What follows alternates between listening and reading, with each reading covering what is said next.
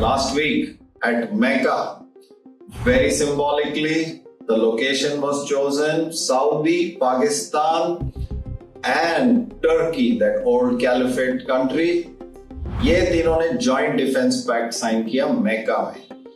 And besides the symbolic value of Mecca and what the naysayers say, that this is also a Sunni alliance. Yes, of course, we all know that Iran and its puppet states like Iraq, yes, Iraq is also a Shia majority country, and the Houthis, which are the Shia part of Yemen, ये सब ने मिलकर Saudi को घेर लिया है. Now Saudi wants Turkey to block Iran from its north and Pakistan to block it from its east, and this way they want to manage Iran the same way that Iran has used Iraq and Yemeni Houthis to reign in Saudi. With this being the case, this is a Sunni alliance which has been formed against the Shia alliance of Iran, Iraq and the Houthis.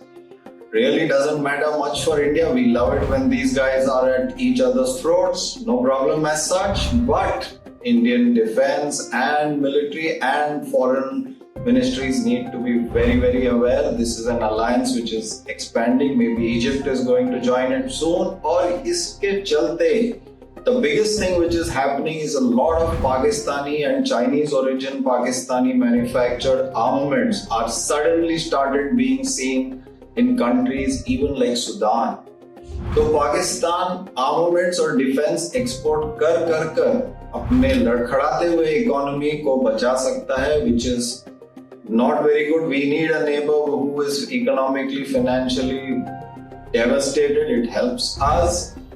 This being the case, the Saudi alliance, yes, जब UAE ने अपने पैसे वापस लिए पाकिस्तान से, the Saudi stepped in and extended the loan. Now Saudi is banking on the joint defense agreement. अगर कभी Iraq या any other countries Yemen के साथ fight हुआ तो Pakistan will send its military.